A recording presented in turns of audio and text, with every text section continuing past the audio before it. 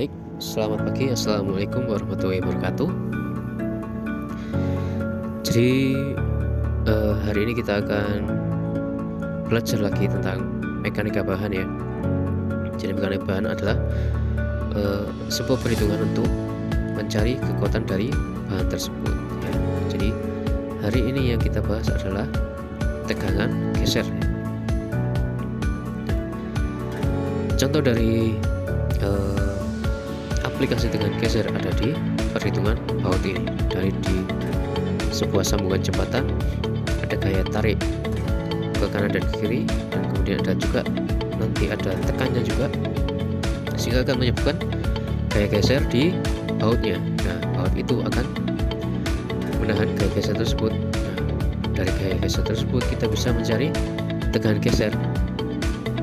Setelah tegangan geser terjadi, kita bisa membandingkan dengan tegangan geser izinnya, apakah baut itu masih kuat dalam menahan gaya geser tadi. Nah, rumus utama dari tegangan geser adalah tau ya. Tau sama dengan D dikali S per BI. D nya itu adalah gaya lintang atau gaya geser, kemudian S nya adalah statis momen terhadap garis netral, B nya adalah lebar sisi atau lebar elemen yang ditinjau, kemudian I nya adalah momen inersia. Nah, contohnya di seperti ini ya, ada sebuah penampang 15 kali 25, kemudian ada elemen satu, yaitu di merah-merah ini ya, garis merah ini ada elemen satu, kemudian YA nya adalah sama, YA YB sama, karena persegi panjangnya langsung aja dibagi 2, 12,5 cm.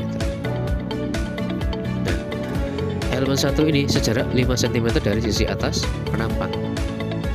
Di elemen satu ini yang merah ini jaraknya adalah 5 cm dari atas, sehingga statis momennya adalah luasan dari elemen satu sampai atas atau luasan atasnya ya. Luasan atasnya ini dikali dengan jarak titik beratnya ke garis netral.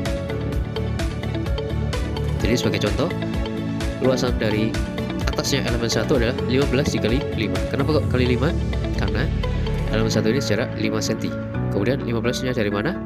Lebarnya dari bawah ini 15 cm.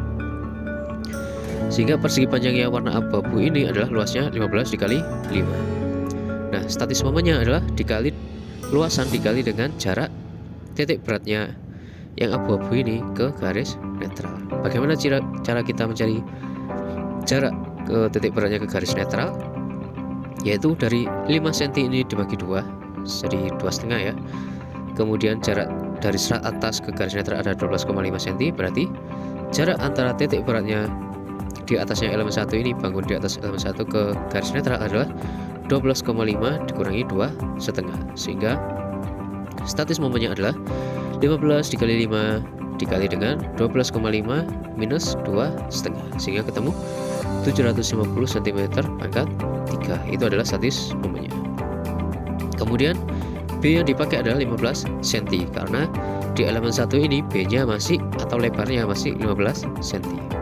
Kemudian IX nya gampang ya, seperti biasa 1/12 dikali B dikali H pangkat 3, sehingga ketemu tegangan geser di elemen satu adalah D dikali 750 per 15 dikali 1/12 kali 15 dikali 25 pangkat 3, sehingga tegangan gesernya adalah sekian ya, dari angka sekian, karena kita masih memisalkan gaya geser itu dengan huruf D ini.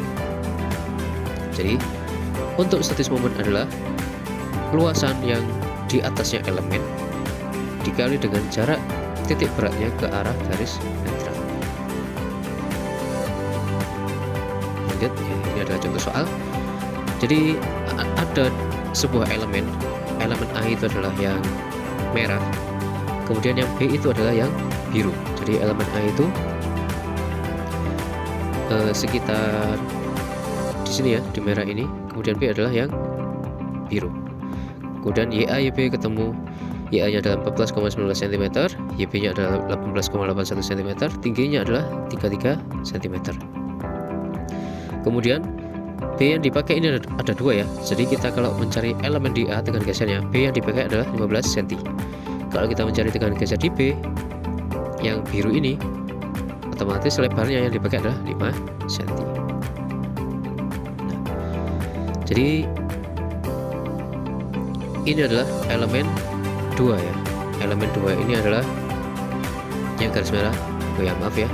Yang garis merah adalah elemen 2 terletak 1 cm dari atas. Kemudian elemen 3 ini adalah yang warna biru. Kemudian kita cari statis momennya, luasannya dari di atasnya elemen yaitu 15 dikali 1. Kenapa kok 1? Karena 1 cm dari sisi atas kena 4. Jadi 15 dikali 1 untuk luasnya, kemudian dikali dengan jaraknya, jarak dari titik berat luasan yang abu-abu ini ke garis netral, itu adalah statis momen.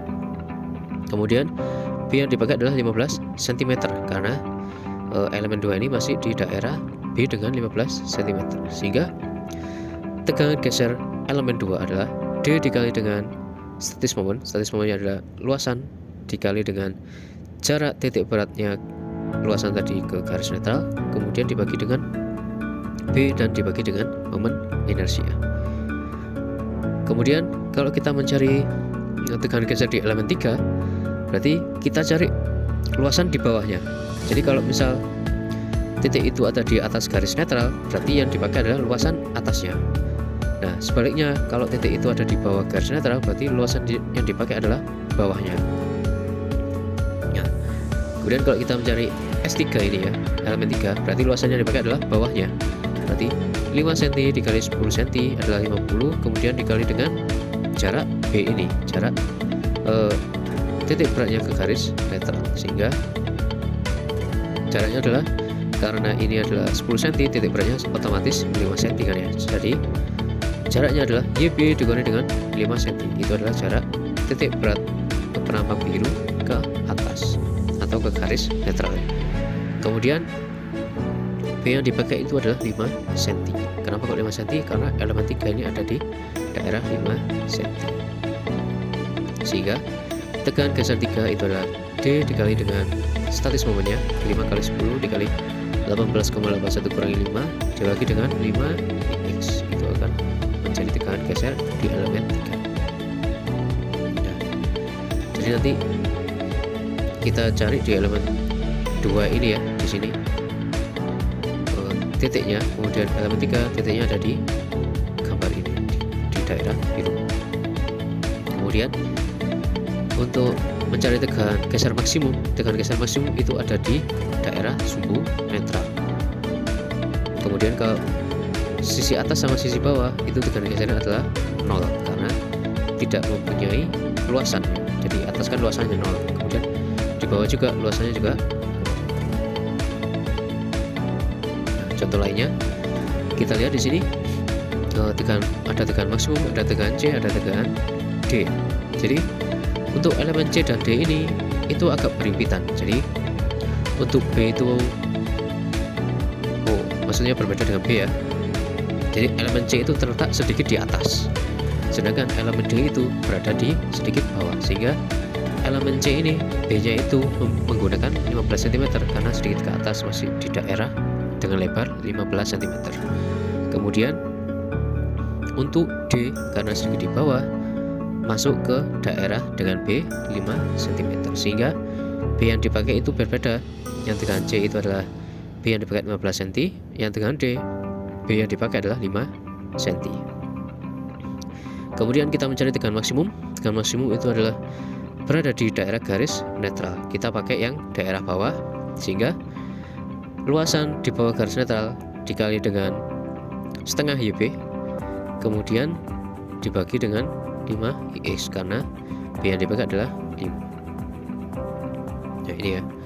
Jadi karena tegangan C itu adalah B nya 15 cm, otomatis tegangan C sama tegangan D ini berbeda.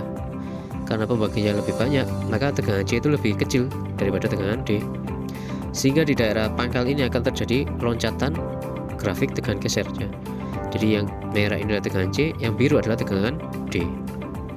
Kemudian tegangan maksimum terletak di daerah sumbu netral. Jadi ini termasuk cara menggambarkan tegangan geser ya, dari atas itu 0, kemudian parabolik ini ada tegangan C, kemudian ada loncatan sedikit tegangan D karena beda nilainya.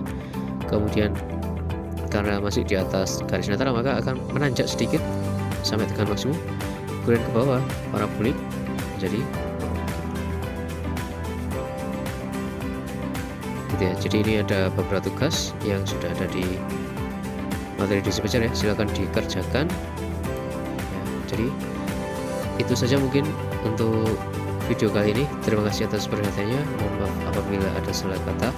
Wassalamualaikum warahmatullahi wabarakatuh.